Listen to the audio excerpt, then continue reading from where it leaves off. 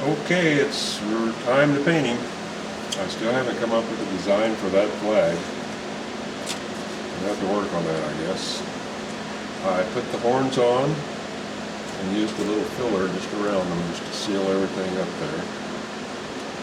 And painted my little epaulette decorations there with some self-etching primer. So they're ready to go. I'm going to take them off. There's a sword here. Still haven't glued this arm on. Remember, we're not going to do that yet. Take that shield off. I had burnt my shield and I also burnt the inside of it here because it will show from the inside. Set that aside there. So we're going to get the painting. So the first thing I want to do is wet him down. Now, what I want to, oh yeah, on the bottom here, I've got my railway ballast attached on here real good. Took several coats to do it, but it got done. So what we're going to paint first is his tunic. And we're going to paint it pine green. That's the color I have. Pine green. Okay? Already squeezed me out some of that. So I'm going to soak this fella down in the areas I'm going to paint. Underneath too.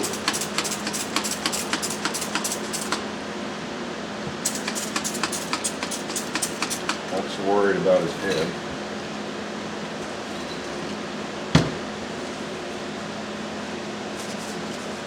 Let that soak in a bit.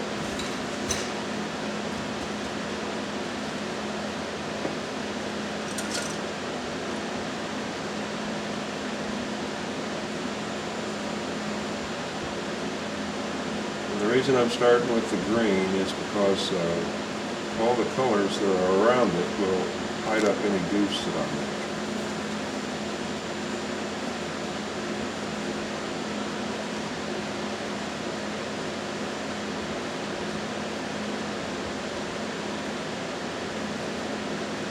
Again, when you're painting these tight areas like up in there, don't try to get in there like that.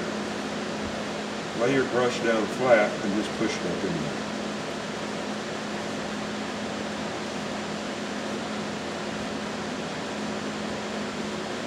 As long as you keep your brush loaded up, the painting process is really easy to do.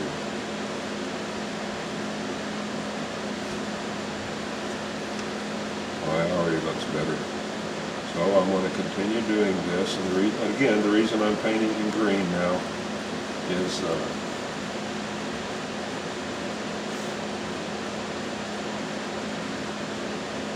this color here is going to be darker, so any slop that I happen to get on that will be covered up with that color of paint. And also, it gets us closer to gluing on that last arm. Because once we get this area up in here painted, and his belt, you can go ahead and glue that arm on.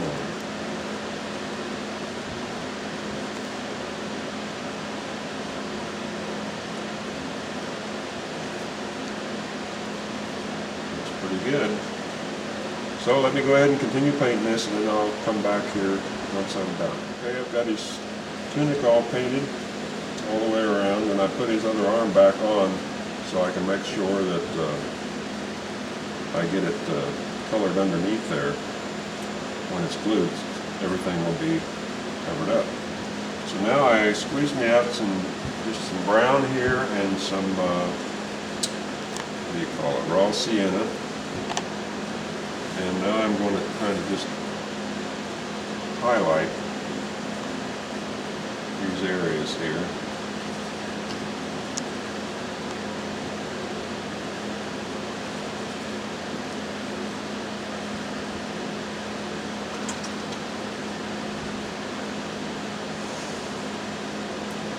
While the paint's still wet.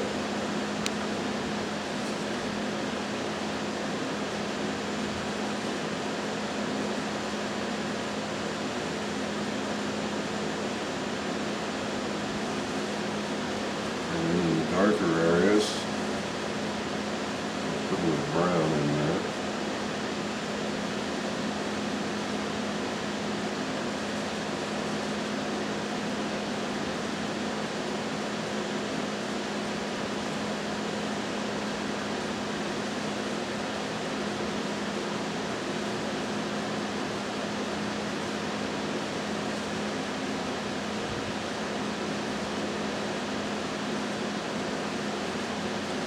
Something underneath his arm here where there's a shadow.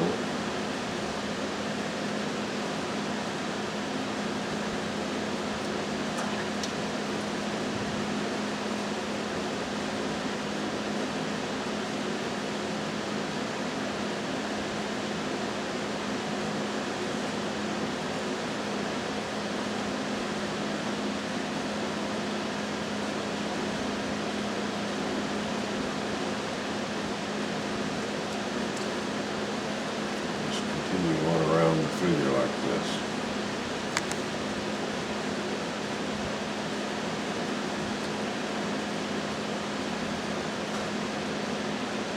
See, I painted underneath too.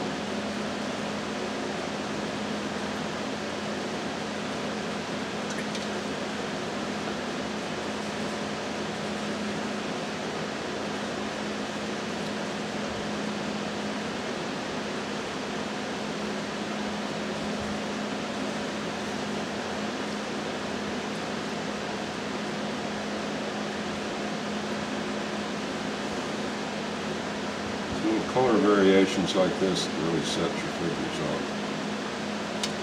See there how much better that looks.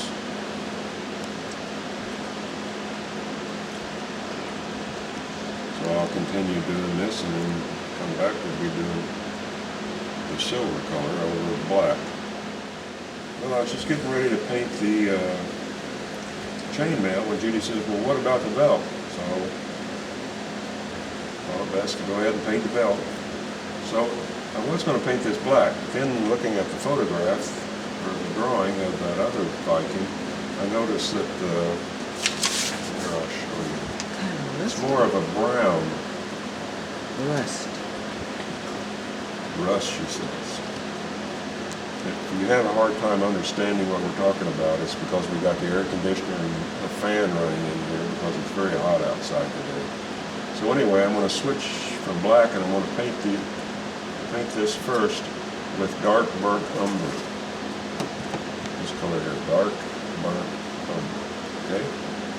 That's what I painted the upper edge of the belt. So we'll just paint that. And the reason I'm painting it this color first is because I want that real dark shadow effect when we paint the silver over the top of it. It's going to take a lot of paint to stipple down into all these nooks and crannies. So I'll go ahead and do this and then invite you back once we get it done. Gone all around the chainmail, painted it all that dark burnt umber. And then I came back with some black, and anywhere where it overlaps, something overlaps it, I darkened it up, like along the edge here by the belt, up under the hair, under the beard. That just gives it more depth. Now, I squeezed out some silver here, and I took some burnt umber and mixed with it with a dry brush. I didn't dip my brush in water. And what I want to do now is, I don't want to paint like this, I want to paint like this. Because I only want to touch the tops of those diamonds, just like that. I want to keep that dark shadow down underneath.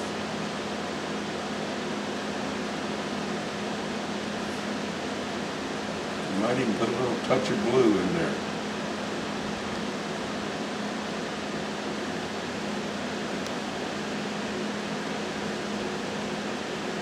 Give it a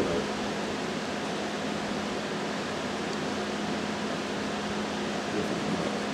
Just take your time and just brush over the top of it. See, that looks really good.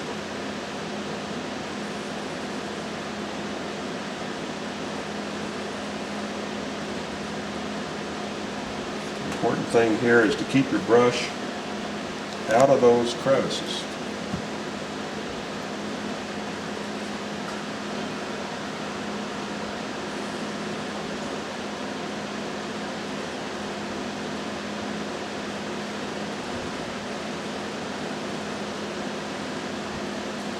And then when you get one area painted, come back with straight silver and down on the bottom, start at the bottom, and bring that up.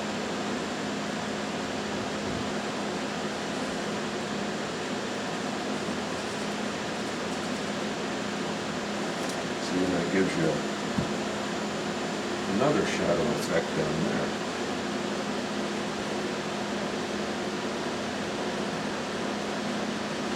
There. That's good. So again, I'll continue on doing this and then come back once it's done. Okay, I've gone all the way around with the silver and that looks pretty good. It looks kind of old and antique-y, which is what we want. We don't want any real bright silver color. And while I've got my dark burnt umber out, I'm going to go ahead and paint his fur leggings down here.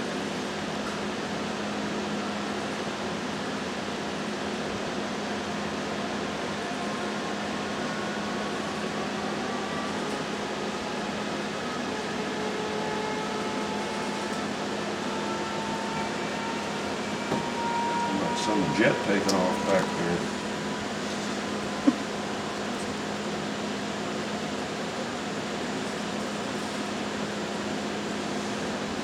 What we'll do, we'll like the chainmail, we'll underpaint this with this dark color. We'll come back and highlight it with a lighter color.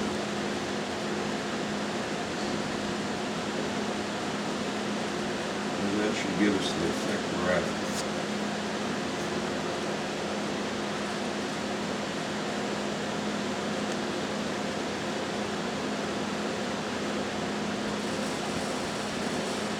I'll go ahead and do this and invite you back. Okay, I've painted his fur leggings down here, and I went ahead and I painted his feet with asphaltum. That's this color here, asphaltum. Doesn't look like asphalt, but it's a real nice brown. Now what I'm going to do is I'm going to paint the buckle up here with the dark burnt umber. Again, we want to give an antique look to this buckle, which is going to be bronze or a golden color. We'll do that.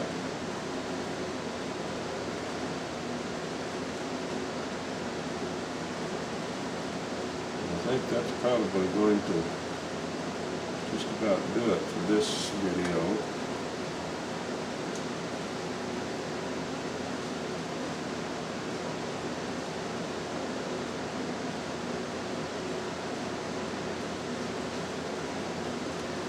We're painting those small areas with this great big old brush.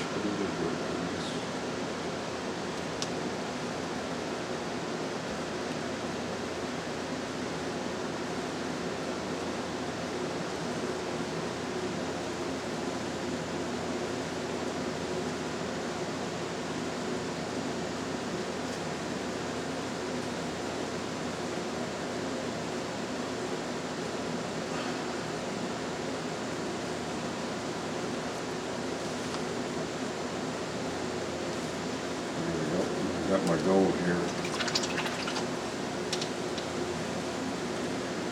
And my cat.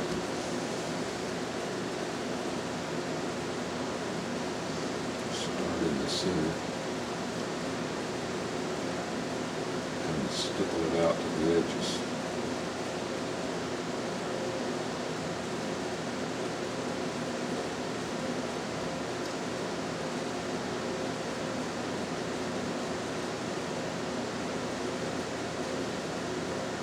So you want those two colors to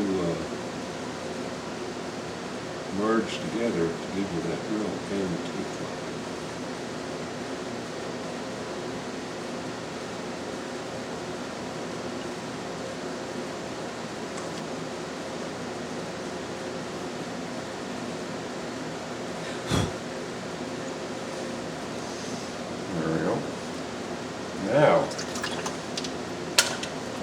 last thing before we end this video, we're going to see if we can't turn those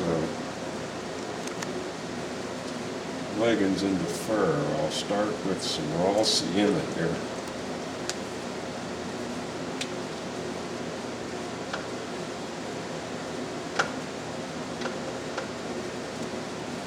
Take very much. Lend me a dry brush.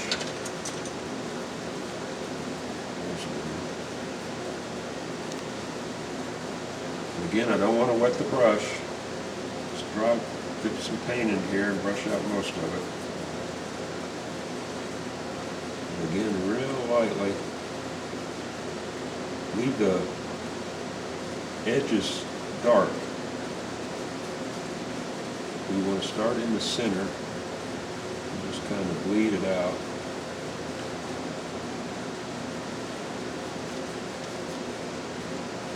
Real lightly, don't bear down on your brush.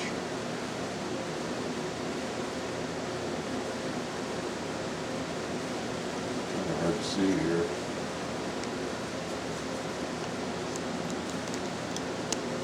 Just do the center area here, not up around the outer edge.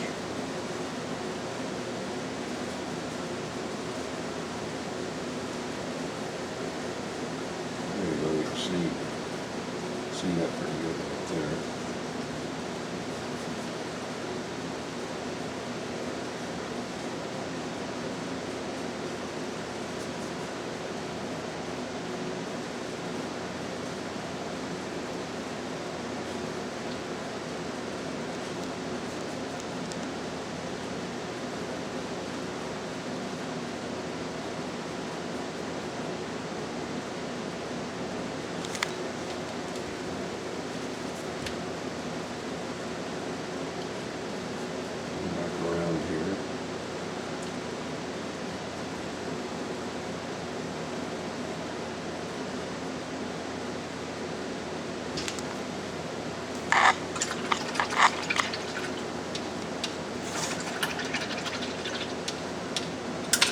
Now I'm going to get some of this mudstone. This is mudstone.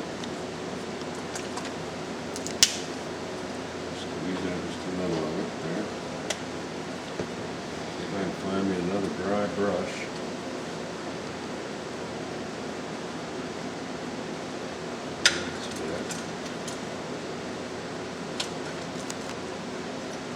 I'm running out of dry brushes.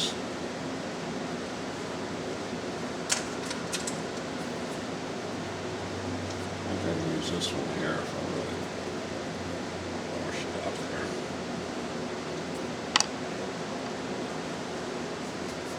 There's that color element. And real lightly. Just hit the center.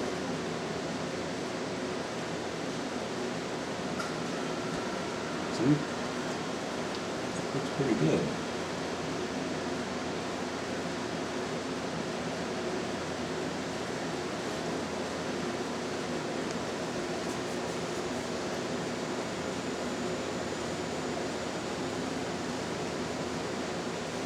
You don't want to bear down on it at all. You just want it just to glance right across the top of that rough surface.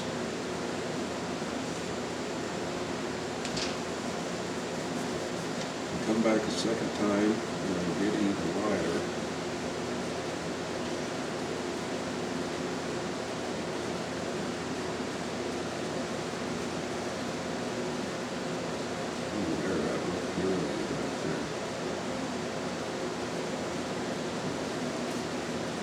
There.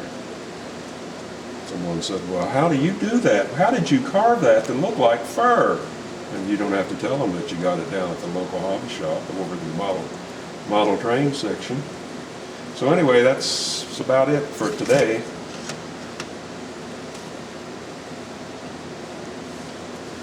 He's looking kind of earthy. Like I said, we want to do our earth tones, keep those tones toned down, if you want to say that.